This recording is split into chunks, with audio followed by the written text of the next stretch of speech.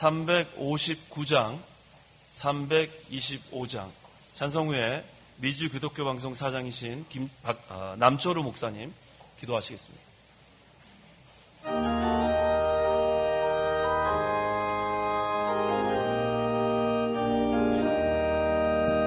예수와 함께 계시니 시험이 오나 겁내 기쁨의 근원 되시는 예수를 위해 삽시다.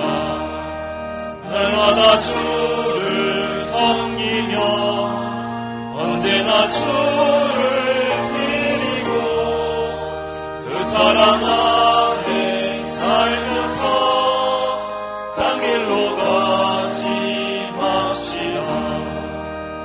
이 세상 사는 동안에 주 이름 증거하면서 무한한 복락 주시는 예수를 위해 삽시다. 날마다 주를 섬기며 언제나 주를 드리고 그 사랑 안에 살면서 딴 길로 가지 맙시다. 이 세상 친구 없어도 예수 나의 친구니 불의한 일을 버리고 예수를 위해 삽시다. 날마다 주를 섬기며 언제나 주를 드리고 그 사랑 안에 살면서 딴 길로 가지 맙시다. 주께서 심판하실 때 잘했다 칭찬하리니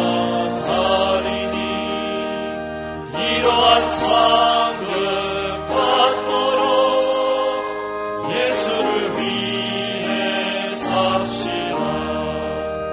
날마다 주를 섬기며 언제나 주를 드리고 그 사랑 안에 살면서 딴 길로 가지 맙시다.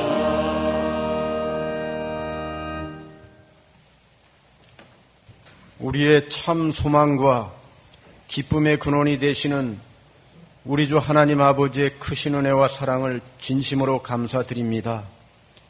오늘 거룩한 주의 날을 맞이하여 원근 각처로부터 사랑하는 주의 백성들 이곳 주님의 전유로 불러 모아 주시니 감사합니다. 오늘 이 시간 저희들 한데 마음을 모아서 신령과 진정으로 주님께 예배드리기 원합니다. 지나간 한 주간 동안도 저희들 이 땅에 살면서 육신이 약하여서 원치 않는 죄를 지은 것 있으면 이 시간 용서하여 주시옵소서. 입술로는 하나님을 시인하지만 우리의 행위로 부인한 것이 있으면 이 시간 용서하여 주시옵소서.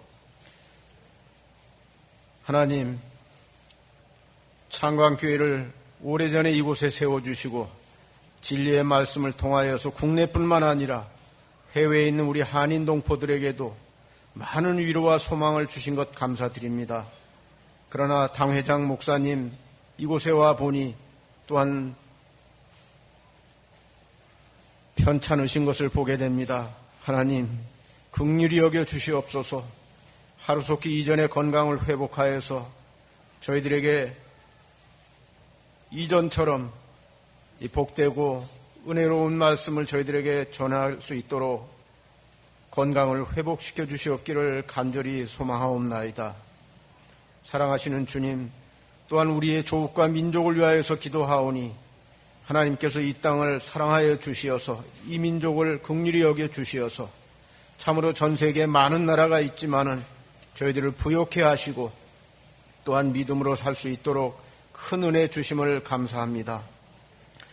우리의 나라를 주님이셔 인도에 가는 대통령을 비롯한 위정자들에게 하나님 은혜를 주시어서 하나님을 경외할 뿐만 아니라 백성들을 섬기는 그러한 지도자들이 다 되어서 저희들에게 맡겨진 사명을 잘 감당할 수 있도록 주님 은혜를 베풀어 주시옵소서. 또한 북녘 땅 동포들 주님 불쌍히 여겨 주시옵소서. 흑암에 사는 백성들입니다. 사망의 그늘진 땅입니다. 평강의 왕이신 예수 그리스도로 말미암아 우리 민족이 하나 되는 역사가 이루어지도록 하나님 도와주시옵소서.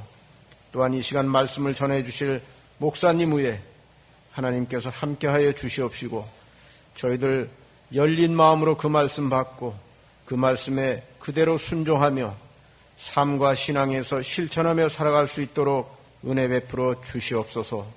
모든 것 감사드리며 예수님의 이름 받들어 기도하옵나이다.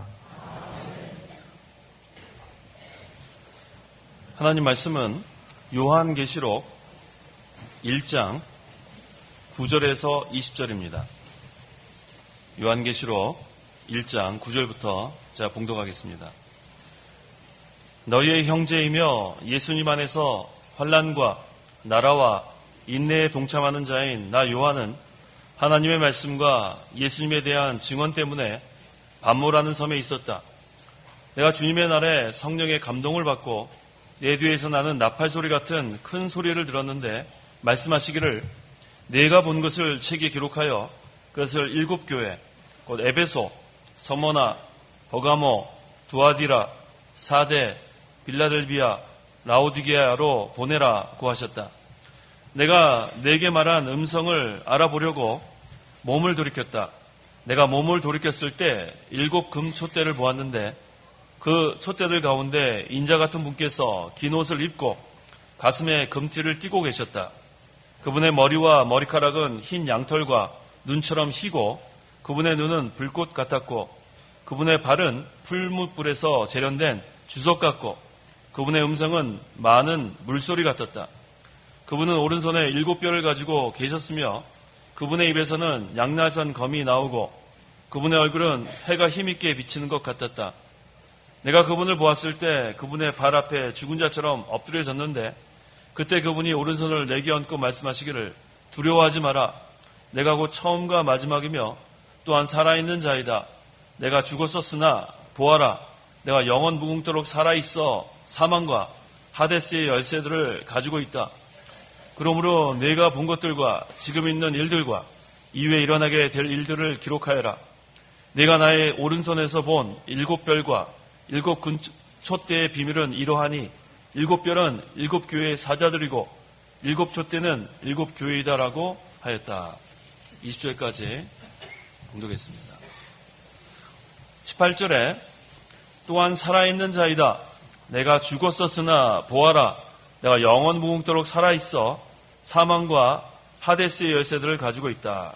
그 3판에는 하데스라고 그랬고 그 밑에 각주의 음부라 그랬습니다. 음부의 열쇠들을 가지고 있다. 자, 예수님께서 십자가에서 죽으셨습니다.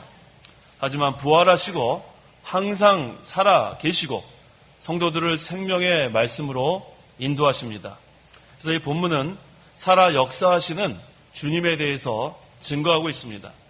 그래서 이 시간 증거의 말씀의 제목은 살아 역사하시는 주님, 살아 역사하시는 주님이란 제목으로 말씀을 증거하겠습니다. 9절에 너희의 형제이며 예수님 안에서 환난과 나라와 인내에 동참하는 자인 나 요한은 하나님의 말씀과 예수님에 대한 증언 때문에 반모라는 섬에 있었다고 했습니다. 이 본문의 저자는 사도 요한입니다. 이 사도 요한은 자신을 너희의 형제라 했고 또 예수님 안에서 환난과 나라와 인내에 동참하는 자라고 밝히면서 자신과 그 수신자의 관계를 여기서 말하고 있습니다. 여기서 예수님 안에서 환난에 동참한다 그랬는데 이 예수님 안에서의 환난은 예수님을 위하여 환난을 받는 것을 의미합니다. 예수님을 위하지 않으면 우리는 환난 받지 않습니다. 예수님을 위하면 환난을 받습니다. 또 성도가 진리를 양보하면 환난을 받지 않습니다. 하지만 진리를 지키려고 하면 환난을 받습니다. 또 우리가 예수 믿는 것도 형편대로 되는 대로 믿으면 환난을 받지 않지만 성경대로 경건하고자 하면은 환난을 받습니다. 그런데 여기 이 사도 요한은 예수님 안에서, 즉 예수님을 위해서 살았기 때문에 환난을 받는 겁니다. 그래서 예수님을 가까이 하려고 또 더욱더 예수님과 동행하려고 하면 반드시 성도는 환난을 받게 되는 겁니다. 하지만 성도가 환난을 받을 때에 예수님은 더 가까워집니다. 예수님과 늘 동행할 수 있고 예수님을 더욱 찾게 되고 의지하게 되고 예수님을 더 발견하게 됩니다. 그래서 환난을 받지 않는 것이 유익한 것이 아니라 고난당하는 것이 내가 유익이 되고 이 고난을 통해서 이 성도는 하나님의 말씀을 배우게 됩니다. 그래서 고난당하는 것이 유익이라 그랬습니다. 시편 119편 71절. 71편 고난당한 것이 내게 유익이니 이로 인하여 내가 주님의 규례들을 배우게 되었습니다. 예, 고난을 당하면 이 육신적으로는 고통스러울 수 있지만 이 영적으로는 우리에게 유익이 됩니다. 하나님의 말씀을 배울 수가 있습니다. 그래서 예수님의 환난에 참여하는 자, 또 예수님과 동행하려고 힘쓰는 자는 이 고난이 따릅니다. 그런데 이 예수님의 환난에 참여하는 자는 하나님 나라에 참여하는 자입니다. 그래서 예수님의 환난에 참여하려면 또 인내가 필요합니다. 예수님을 따라가려면 그 예수님이 당하신 고난이 얼마나 극심합니까? 우리도 그런 고난이 올 때 그것을 참고 견뎌야 됩니다. 그렇게 되면은 하나님 나라에 참여할 수 있습니다. 그래서 하나님 나라에 참여한다는 것은 하나님의 통치와 인도를 받는다는 의미입니다. 또 하나님과의 영적 교통이 이루어지는 것. 그래서 우리가 예수님을 잘 우리가 믿고 나가다가 환난을 당하고 그것을 잘 참고 견디면 하나님의 나라에 참여하는 그런 복을 받습니다. 그래서 여기 그 9절에 예수님 안에서 환난과 나라와 인내에 동참하는 자라 그랬는데 여기서 이 세 가지는 분리할 수 없습니다. 예수님을 위해서 당하는 환난, 또 하나님 나라에 참여하는 것, 또 참고 견디는 것, 이것은 분리할 수 없어요. 우리가 예수를 위해서 환난을 당할 때 잘 참고 견디면 하나님 나라에 참여하는 자가 되기 때문입니다. 그래야 우리는 하나님과의 영적 교통이 이루어지고 또 영적 생명의 역사가 있고 능력의 역사가 있습니다. 이것이 바로 산 믿음입니다. 생명 있는 믿음. 그래서 우리가 예수를 위하여 환난을 당하는 것, 이것은 참 귀한 겁니다. 또 우리가 참고 견디는 것, 이것도 귀합니다. 그래서 결론적으로 하나님 나라에 참여하게 되는 것, 이것이 바로 산 믿음을 소유한 자들의 복입니다. 그래서 이 나 요한은 하나님의 말씀과 예수님에 대한 증언 때문에 반모라는 섬에 있었다 그랬습니다. 이 역사가와 교부들에 의하면 이 사도 요한이 그 도미티안 황제 때 그 에베소 지방에서 전도를 했는데 그때 반모라는 섬에 잡혀갔어요. 거기서 지금 귀양 갔다가 한참 후에 다시 돌아온 그런 기록이 있습니다. 그래서 이 사도 요한은 이 복음을 전파하다가 박해를 받은 거예요.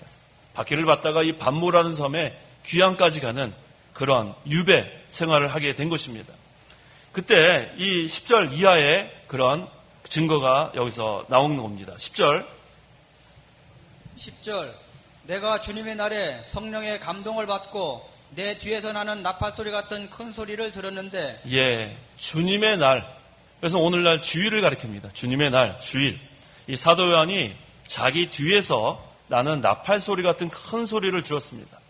근데 이 소리는 참 귀한 소리인데 이 예수님 안에서 환난과 나라와 인내에 동참한 그러다가 반모란 섬에 이렇게 유배를 간 그런 사도 요한에게 이 소리가 들린 거예요. 그래서 이것은 믿음을 지키는 자, 예수님을 위하여 환난을 당한 자, 이런 자에게 성령께서 크게 감동하셔서 이 나팔 소리 같은 큰 소리가 들리게 된 겁니다. 그래서 이 사도 요한이 그 반모라는 섬에서 그냥 보낸 것이 아니에요. 거기서 더욱더 하나님과 영적 교통을 하려고 힘쓰고 더욱더 믿음 생활하려고 했을 때 그 영적 세계에 깊이 들어간 상태를 우리가 알 수 있습니다.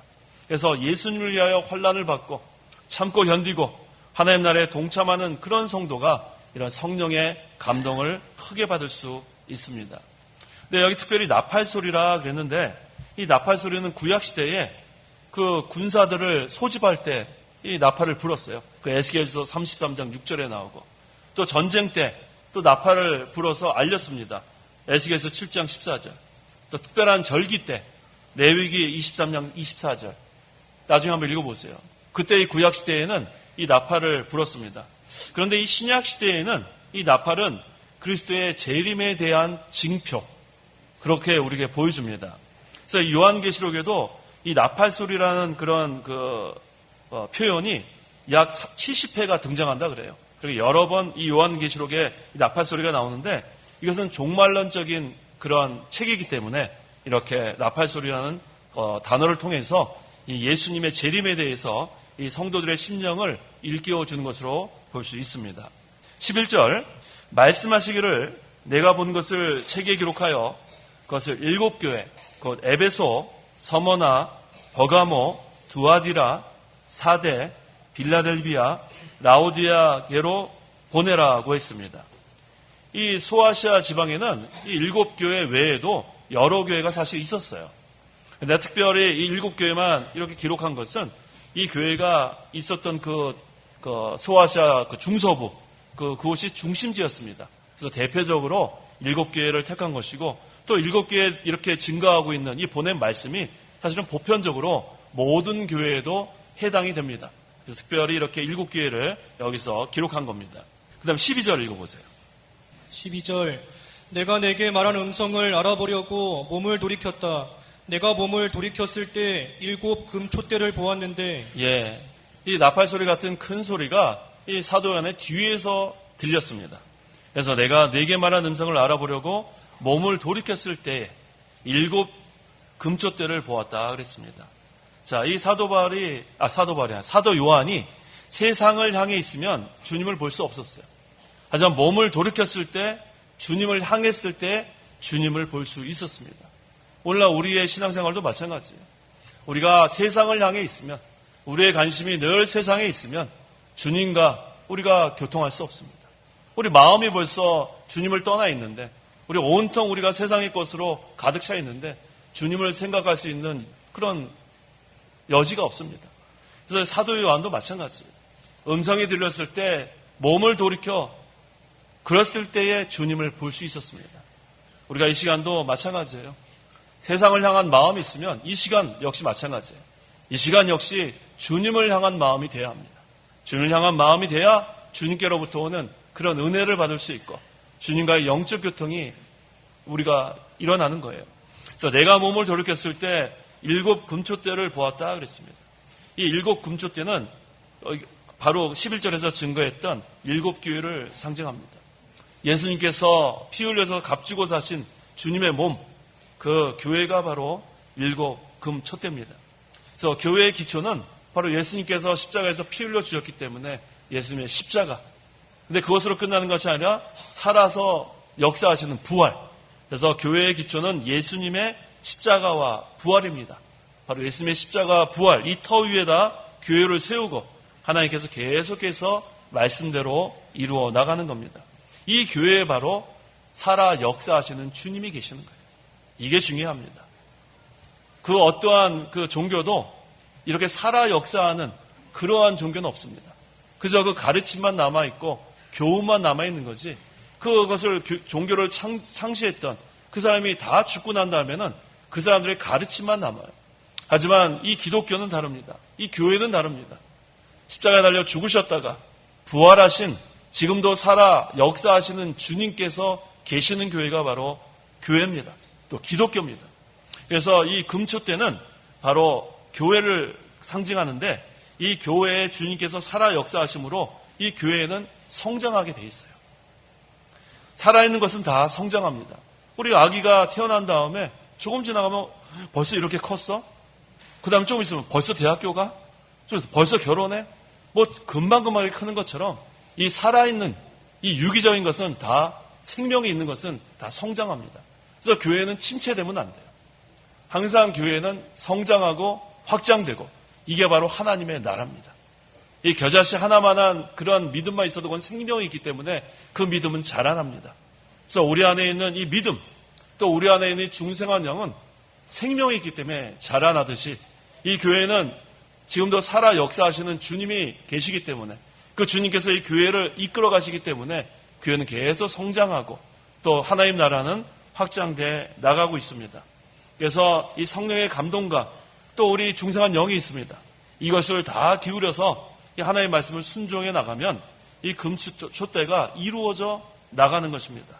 그래서 그 13절 그 촛대들 가운데 인자 같은 분께서 긴 옷을 입고 가슴에 금띠를 띠고 계셨다고 했습니다. 자, 그 금촛대, 그 교회에 누가 계시냐면은 인자 같은 분, 예수님입니다. 부활하셔서 이제는 살아 역사하시는 그 예수님께서 이제는 신령한 몸으로 교회에 항상 같이 하여 주신다는 거예요. 예수님께서는 우리와 세상 끝날까지 함께 하신다 그랬죠. 마태복음 28장 20절. 20절 내가 너희에게 명령한 모든 것을 가르쳐 지키도록 하라. 보아라, 내가 세상 끝날까지 항상 너희와 함께 있을 것이다. 예수님의 약속이에요. 세상 끝날까지 항상 우리와 함께 계시는 그 예수님, 주님. 그래서 지금 이 가운데 하나님께 예배하는 이 가운데도 주님께서 살아 함께 계신다는 것을 믿어야 합니다. 이게 믿음이에요. 이게 산믿음이에요. 그렇지 않고 그저 내가 이 예배 시간에 한번 참여했다가 돌아간다. 그렇게 하면 안 돼요. 이 시간에는 하나님께서 임재하시고 우리의 예배를 받아주시고 또 살아 역사하시는 주님께서 이 가운데 함께 하시는 것을 믿는 성도, 그런 성도는 이 시간에 어떠한 어려움, 그동안 어떠한 그런 고통, 환난 그런 것이 있을지라도 여기서 다 문제를 해결하고 가야 돼요. 하나님께서 우리 마음속에 역사하십니다. 그래서 우리가 또한 이 말씀을 통해서 책망받을 것은 또 책망받고 교훈받는 것은 교훈받고 우리가 바르게 되고 또 의로 교육하기 유익하다 그랬죠. 성경 말씀은. 그래서 우리가 하나님의 사람으로 온전해져 가는 것, 이것이 참으로 중요합니다. 근데 그 주님께서 긴 옷을 입고 있다 그랬어요. 거기에 몇 절이죠? 긴 옷을 입고 있었다. 읽어보십시오.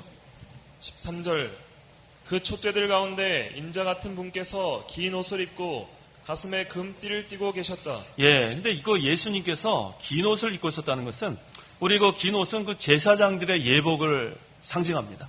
그 당시 그 제사장들이 긴 옷을 입고 있었어요.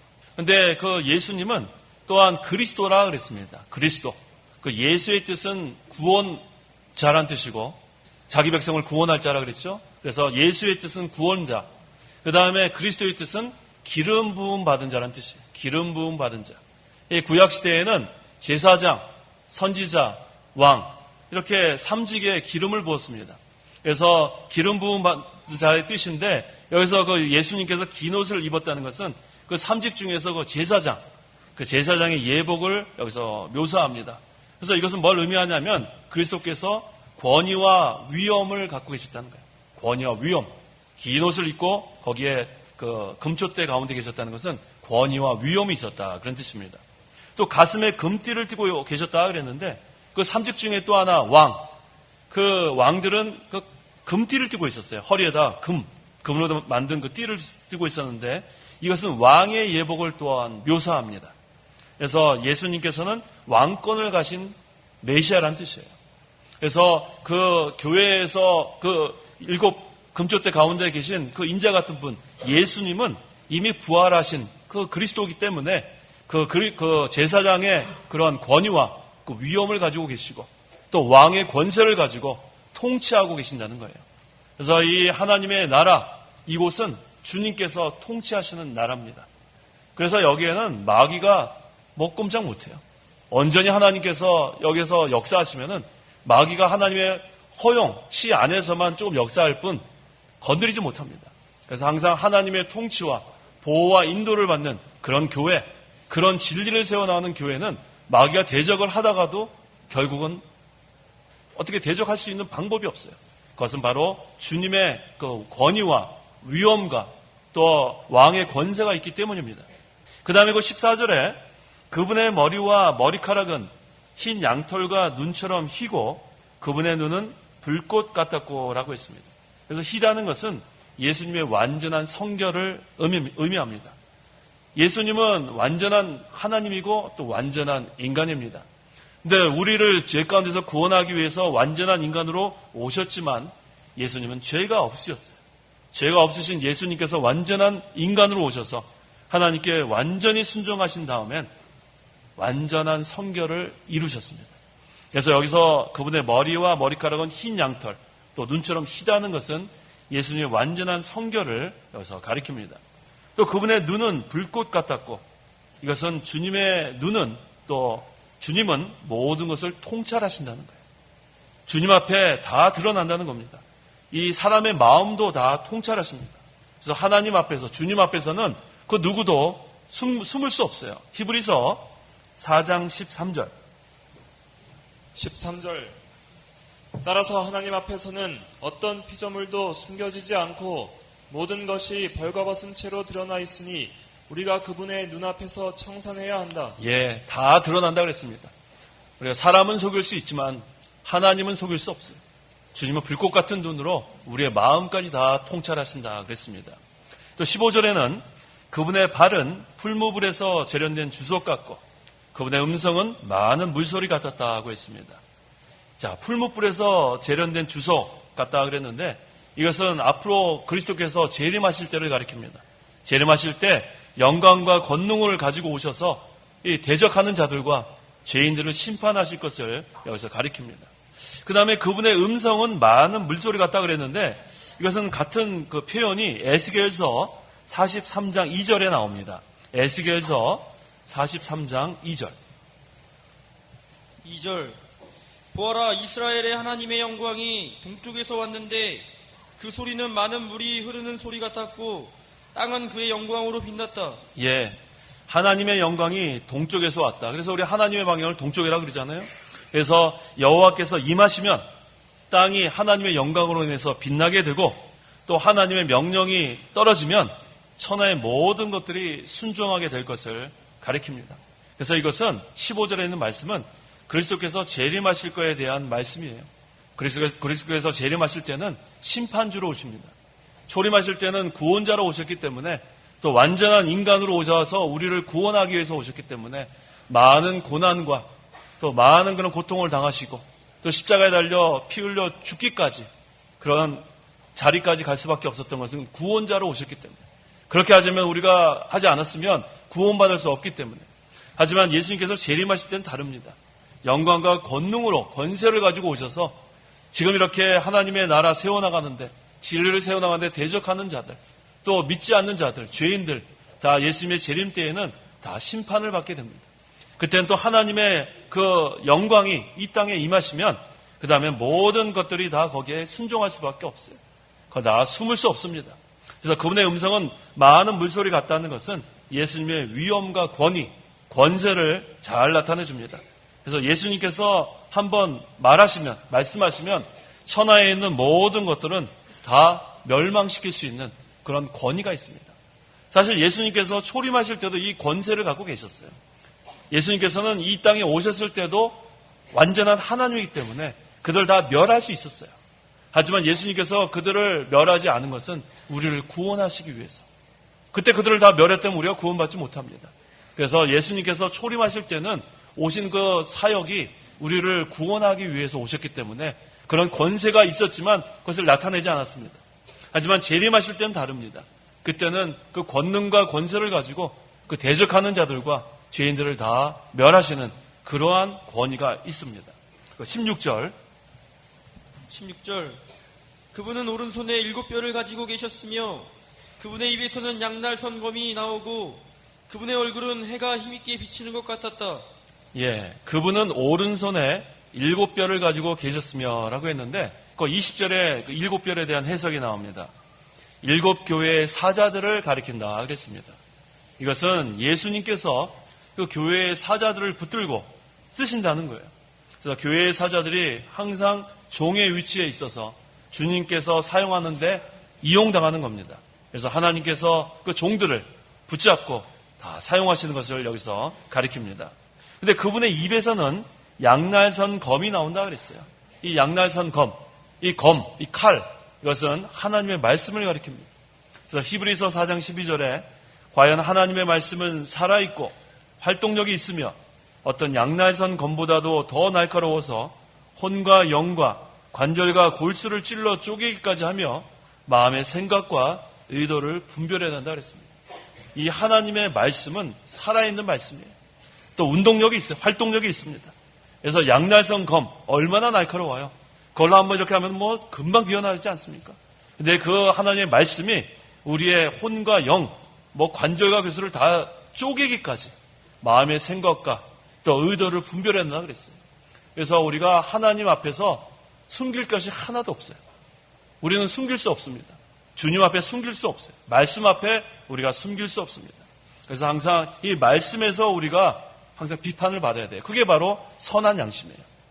우리의 신앙 양심, 선한 양심은 말씀에 비판받는 양심입니다. 그래서 이 말씀을 들을 때 이 신앙 양심이 말씀에 비판을 받아요. 야, 이거 참 내가 잘못됐구나. 여기 말 그대로예요. 그 말씀 자체가 살아 역사하기 때문에 우리 심령에서 역사합니다. 그래서 잘못된 것이 깨달아지고 그 다음에 어떻게 하면 내가 이제는 하나님을 기쁘시게 해드릴까? 어떻게 하면 또 하나님 앞에 합당한 자가 될까? 그것이 다 우리에게는 신앙 양심이 있기 때문에 그렇습니다. 신앙 양심이 없는 자가 하나님의 말씀을 들을 때는 그런 깨달음이 없어요. 왜? 우리 안에 이 신앙 양심은 믿는 자에게만 주신 양심이에요. 불신자에게는 신앙 양심이 없습니다. 그래서 똑같이 말씀을 들어도 그 말씀이 이렇게 역사하지 못해요. 말씀에 비판을 받지 않아요. 말씀을 들어도 그냥 좋은 말로만 들립니다. 하지만 우리 믿는 성도는 달라요. 우리에게는 신앙 양심이 있기 때문에 그 말씀이 비판을 받아요. 내가 지금까지 잘못 산 게 있으면 회개가 됩니다. 깨달아집니다. 그럼 하나님께 회개하게 되고 또 하나님을 기쁘시게 하려는 그런 양심이기 때문에 어찌하든지 하나님을 기쁘시게 하려는 그러한 마음으로 우리가 변화가 되는 겁니다. 그분의 얼굴은 해가 힘있게 비치는 것 같았다 그랬어요. 하나님의 영광이 충만함을 가리킵니다. 그래서 그 7 금초대 가운데 계시는 그 예수님은 여러 가지 좀 표현하지 않았어요? 이런 모든 권위와 권세를 갖고 계시고 거기는 하나님의 영광이 충만하고 그 이유가 뭐냐면 주님이 살아 역사하시기 때문에 죽은 자에게는 이런 역사가 있을 수 없어요. 죽은 자에게 어떻게 이런 역사가 있습니까? 이 예수님은 죽은 자 가운데 살아 부활하셨기 때문에 그 주님이 이 교회를 주장하시고 계세요. 그래서 우리가 의지할 바는 주님밖에 없어요. 앞으로 우리가 이 교회를 우리가 세워나갈 때에도 마찬가지예요. 할 수 있는 게 없어요. 하나님의 종은 주님께서 붙들고 그냥 사용하시는 것 뿐이에요. 할 수 있는 것이 없습니다. 하지만 주님께서 살아 역사하시면 그 누구도 대적할 수 없어요. 그래서 우리에게는 소망이 있습니다. 살아 역사하시는 주님, 그 주님이 교회를 주장하시고 인도하시기 때문에 그저 우리는 순종하고 그 주님의 인도를 따라가기만 하면 모든 것이 형통할 수밖에 없어요. 대적하는 자들도 다 멸망시켜 주실 것이고 반대하는 자들도 다 물리쳐 주실 것이고 하나님의 진리는 굳건히 갈 수밖에 없어요. 지금도 살아 역사하시는 그 주님이 계시기 때문입니다. 17절. 17절 내가 그분을 보았을 때 그분의 발 앞에 죽은 자처럼 엎드러졌는데 그때 그분이 오른손을 내게 얹고 말씀하시기를 두려워하지 마라. 내가 곧 처음과 마지막이며 또한 살아있는 자이다. 예, 그 예수님의 제자들 중에 사도 요한이 가장 사랑을 많이 받은 제자 아니에요? 그런데 그 사도 요한 역시 그 예수님의 빛에 자기가 드러나니까 죽은 자처럼 엎드러졌어요. 우리가 다 그런 자입니다. 저도 그렇고 성도 여러분, 예수님 앞에 우리가 다 죽은 자 같이 엎드러질 자예요. 얼마나 참 하나님 앞에 감사한지 몰라요. 감히 나올 수 없는 그런 자들, 비천한 자들이었는데 자, 예수님의 그 십자가 보혈로 우리의 모든 죄가 다 씻음 받았고 이제는 하나님 앞에 은혜의 보좌 앞에 담대히 나올 수 있게 하신 것, 이게 얼마나 감사합니까? 그때 예수님께서 오른손을 요한에게 얹고 두려워하지 마라 그랬어요. 두려워하지 마라. 이것이 바로 저와 성도 여러분에게 하시는 말씀인 줄 믿어야 합니다. 뭐라 그랬어요? 두려워하지 마라 그랬어요. 두려워하지 마라. 두려운 게 있습니까? 두려운 게 없어요. 우리는 두려운 게 전혀 없어요. 왜? 살아 역사하시는 주님이 계시기 때문에. 그 주님이 내 심령도 지켜주시고 교회도 지켜주시고 여러분의 가정도 지켜주시고 아무것도 두려워하지 마세요. 내일을 염려하지 마세요. 이거 어떻게 될까? 큰일 나면 어떡할까? 큰일 나지 않습니다. 주님께서 붙들어 주시면 큰일 날 게 없어요. 항상 이 주님의 그 주권, 하나님의 주권, 그것을 믿고 나가세요. 살아 역사하시는, 거기는 생명이 있기 때문에 항상 거기에는 죽은 것이 없어요. 멸망당하는 것이 없어요. 계속해서 성장이 있고 확장이 있고 발전이 있습니다. 그래서 하나님의 교회는 그런 거예요. 하나님의 교회는 늘 성장하고 늘 발전하고 늘 확장되고, 왜? 거기에는 살아 역사하시는 주님이 계시기 때문에 그렇습니다. 내가 곧 처음과 마지막이며 구원의 시작이 예수님이고 구원을 이루어 주실 분도 예수님이에요. 처음부터 예수님께서 이 사도 요한을 붙들어 주셨고 끝까지 붙들어 주실 것이다 하는 것을 확신시키는 거예요.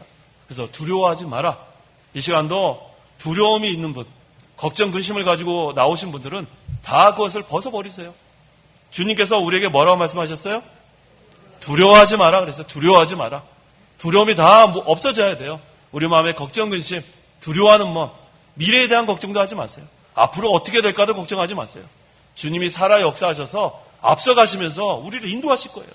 우리에겐 소망이 있습니다. 살아 역사하시는 주님을 바라보고 나가는 겁니다. 예수님은 우리의 믿음의 창시자고 또 완성자라 그랬어요. 예수님 바라보라 그랬어요. 히브리서 12장 2절. 2절 믿음의 창시자이며 완성자이신 예수님을 바라보자. 그분은 자신 앞에 있는 기쁨을 위하여 수치를 개의치 않으시고 십자가를 참으시고 하나님의 보좌 오른쪽에 앉으셨다. 예, 믿음의 창시자, 믿음의 주요, 또 완성자이신 예수님을 바라보라 그랬어요. 세상을 바라보지 말고 앞으로 어떻게 될까 그런 거 바라보지 말고 예수님만 바라보라. 예수님만 바라보면 힘과 용기가 납니다. 세상 바라보고 어떻게 될까 걱정하다가도 예수님 바라보면 같이 힘이 나는 거예요. 용기가 나는 거예요. 어떠한 어려움 우리가 당할 수 있습니다. 그래도 그때에도 주님만 바라보면 다시 일어날 수 있어요. 주님은 살아계세요. 살아 역사하십니다. 그래서 우리를 반드시 붙들어 주시고 일으켜 세워 주십니다. 18절에 또한 살아있는 자이다 그랬어요. 살아있는 자이다. 다 이 세상에 어떤 종교, 살아있는 종교가 어디 있어요? 창시자는 다 죽었어요. 그냥 그들의 가르침만 남아 있는데 우리 기독교는 다릅니다. 살아있는 자, 주님이 계시기 때문에 이 생명의 종교예요. 내가 죽었었으나 보아라, 내가 영원 무궁토록 살아있어 사망과 하데스의 열쇠들, 음부의 열쇠들을 가지고 있다 그랬어요. 영원 무궁토록 살아계시는 주님, 그 주님을 믿는 자들, 예수를 믿는 자들은 우리도 영원 무궁토록 살게 됐어요. 이게 바로 영생입니다. 이게 얼마나 감사해요. 예수님을 믿기만 하면 우리도 영원히 주님과 함께 살게 되는 겁니다. 왜? 예수를 믿는 자는 예수님과 연합이 됐어요. 이제 예수님과 끊을 자가 없어요. 분리가 될 수 없습니다. 예수님을 믿으면 그 다음부터는 예수님과 하나가 되는 거예요. 예수님 내 안에 계시고 나는 예수님 안에 있고, 그래서 이 예수님과 늘 우리가 이 세상에서도 동행하고 또 이 세상을 끝난 다음에 하늘나라 가서도 늘 영원히 주님과 함께 하는 겁니다. 그래서 예수님은 십자가에서 죽으셨지만 부활하셨기 때문에, 그래서 부활의 종교예요. 그 어떤 종교도 부활이 없어요. 하지만 예수님은 부활하셔서 항상 살아계시고 성도들을 생명의 말씀으로 인도하십니다. 그래서 이 말씀 자체가 살았고 운동력이 있기 때문에 이 말씀이 우리가 들을 때 운동력이 있고 살아있고, 말씀을 순종할 때 또 살아서 운동력이 있고, 그래서 말씀을 읽는 자와 듣는 자들과 지키는 자들이 복이 있는 거예요. 이 말씀이 살아 역사하면은 그 자체가 생명이 있습니다. 예수님도 생명이시고 말씀도 생명이 있습니다. 또 예수님은 사망과 음부의 권세를 다 정복했어요. 이미 십자가에서 죽으셨다 부활하실 때 마귀와 이 죄의 권세, 사망의 권세를 다 물리치셨어요. 그래서 이제는 부활로 승리하신 예수님께서 우리를 붙들어 주십니다. 그래서 두려워하지 말라는 거예요. 우리를 붙들어 주시는 그 예수님 온전히 바라보십시오. 세상을 바라보면 우리는 두려움이 또 와요. 그 베드로가 그 풍랑 바라봤을 때 어떻게 했어요? 막 파도가 막 치니까 어떻게 물에 빠지지 않았어요? 우리가 풍랑 바라보면 물에 또 빠집니다. 하지만 예수님을 바라보고 걸어가면은 하나님의 특별한 섭리가 있어요. 다른 사람들 그걸 기적이라 그러지만 우리는 기적이 아니에요. 하나님의 특별한 섭리, 우리 믿는 자에게 베푸시는 섭리가 있습니다. 그럼 물 위도 우리는 걸어갈 수 있어요. 이건 기적이 아니라 예수님을 바라보는 자에게는 이러한 초자연적인 역사가 일어날 수 있다는 거예요. 그거는 믿는 자에게만 베푸시는 특별 섭리입니다. 그래서 항상 주님만 바라보면 돼요. 나의 현재의 형편도 바라보지 말고, 나의 상태도 바라보지 말고, 나의 자녀가 지금 어떻게 될까, 내가 앞으로 어떻게 살아야 될까, 그런 거 걱정하지 마세요. 누구만 바라봐요? 주님만 바라보면 돼요. 주님만 바라보고 그냥 걸어가세요. 그 다음에 어떻게 했어요? 세상을 바라봤다가 사도 요한이 몸을 돌이켰을 때 주님을 바라본 것처럼 지금 내 마음이 세상에 기울어져 있다면 그 마음이 주님께로 돌아와야 돼요. 내 마음에 늘 주님을 모시고 살 때에 이러한 소망이 있어요. 항상 우리가 주님만 바라보고 나가는 성도가 되어야 합니다. 그래야 두려움이 없어요. 19절. 그러므로 내가 본 것들과 지금 있는 일들과 이후에 일어나게 될 일들을 기록하여라. 하나님께서 사도 요한에게 보여주신 것들과 지금 있는 일들과 일어나게 될 일들을 기록하라고 명령하셨어요. 그 본 것들은 앞줄에서 보여주신 것을 말하고 지금 있는 일들은 7교회의 형편과 또 예수님께서 사도 요한에게 말씀해 주신 모든 사실, 그것을 의미하고 또 이후에 일어나게 될 일들은 미래의 예언적인 구원과 심판을 말합니다. 이런 것들을 다 기록하라 그랬습니다. 마지막 20절, 내가 나의 오른손에서 본 7별과 7금촛대의 비밀은 이러하니 7별은 7교회의 사자들고 7촛대는 7교회이다라고 하였다. 자, 여기 별은 교회의 사자들을 가리킨다 그랬어요. 교회의 사자들. 근데 이 사자들, 여기서 엔젤인데 천사들, 여기에 대한 그 여러 견해들이 있어요. 주석책 보면은 이거 여러 복잡합니다. 어떻게 이렇게 신학자들이 견해가 다른지. 근데 저는 여기서 이 사자들을 교육자로 보는 것이 적절하다고 생각해요. 이 교회 교육자. 왜냐하면 하나님께서 이 교육자를 통해서 말씀을 선포하기 때문에 그래요. 물론 천사들을 통해서도 말씀을 선포하셨지만 이 요한계시록에서 이 문맥을 보면 이 교육자로 보는 것이 적절합니다. 그래서 오늘날 하나님께서 이 교회를, 이 교육자를 통해서 말씀을 선포하게 하셨습니다. 그래서 이 교육자는 이 말씀을 선포하기 전에 항상 두려워요. 사실 저도 이 말씀, 여기 선포하기 전에는 정말 두렵고 떨립니다. 덜덜덜 떨려요. 이게 잘못 전할까봐. 그래서 항상 이 교육자는 두렵고 떨림으로 늘 기도합니다. 하나님, 정말 이것을 잘 선포할 수 있도록 항상 성령께서 붙들어 달라고. 근데도 강대상에 이렇게 서기 전까지는 덜덜덜 떨려요. 이게 왜 그런지 모르겠어요. 계속 떨려요. 그러다 여기 서면은 그 다음에 또 안 떨려요. 그래서 하나님께서 붙들어 주시는 거 분명합니다. 그래서 이 교육자는 전적으로 하나님을 의지할 수밖에 없어요. 그래서 이 설교하고 강의는 정말 달라요.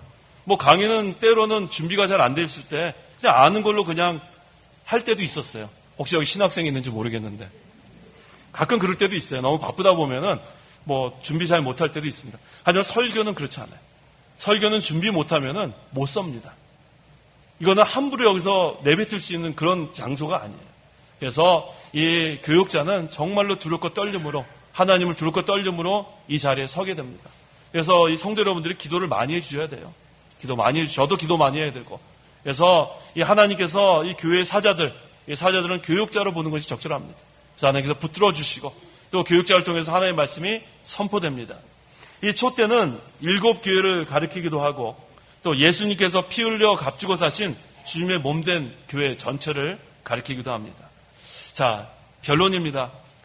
이 교회는 예수님의 몸이에요. 이 교회의 머리는 예수님입니다. 그래서 이 주님과 이 교회는 생명적인 관계예요. 이 몸과 머리는 분리가 될 수 없습니다. 그런데 이 주님께서 십자가에 달려 죽으셨지만 부활하셨습니다. 그래서 지금도 살아 역사하신다는 거예요. 그래서 주님과 연결되어 있는 이 교회는 항상 살아 역사합니다. 항상 성장하고 항상 발전하고 하나님의 교회는, 하나님의 나라는 점점 확장됩니다. 그래서 이 교회는 주님께서 주장하시고 보호해 주시기 때문에 두려워하지 마라 그랬습니다. 어떠한 환경을 우리가 만나든지 두려워하면 안 돼요. 그래서 하나님의 뜻이 아닙니다. 두려워하지 마라. 항상 살아 역사하시는 그 주님만 바라보고, 내가 지금 어떠한 환경에 있든지 그거 바라보지 말고, 또 우리가 세상 바라보지 말고 온전히 주님만 바라보면 살아 역사하신 주님께서 붙들어 주시고 끝까지 인도해 주십니다. 기도하시기 바랍니다. 기도하겠습니다. 하나님의 은혜를 참으로 감사합니다. 죄와 물로 영원히 죽어 멸망할 자들이었지만 하나님께서 우리를 죄 가운데서 구원하여 주시고 주님의 몸된 교회 각 지체들로 삼아 주시니 참으로 감사합니다. 이 교회는 주님의 몸된 교회이고 또 지금도 살아 역사하시는 주님께서 인도하시오니 우리가 아무것도 염려하지 말고 두려워하지 말고 항상 주님의 인도를 잘 받는 우리의 신앙생활이 되게 도와주시옵소서. 우리 주님께서 권세와 권위를 가지고 우리를 인도하고 계시오니 우리가 우리를 대적하는 이 하나님의 나라를 대적하는 세력, 반대하는 세력을 조금 더 두려워하지 말고 주님의 인도만 따라갈 때에 하나님의 나라는 확장되고 또 이 교회는 성장되는 걸 믿고 어찌하든지 우리가 주님의 인도를 잘 받아 하나님의 뜻을 이루어나가게 도와주시옵소서. 예수님의 이름으로 기도하옵나이다. 아멘. 찬송가 1장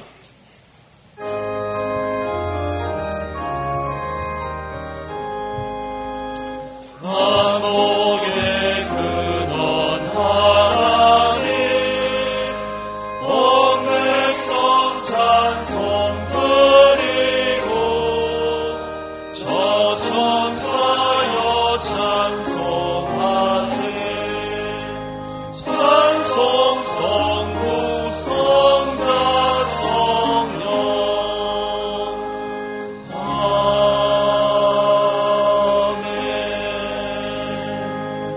축도하겠습니다.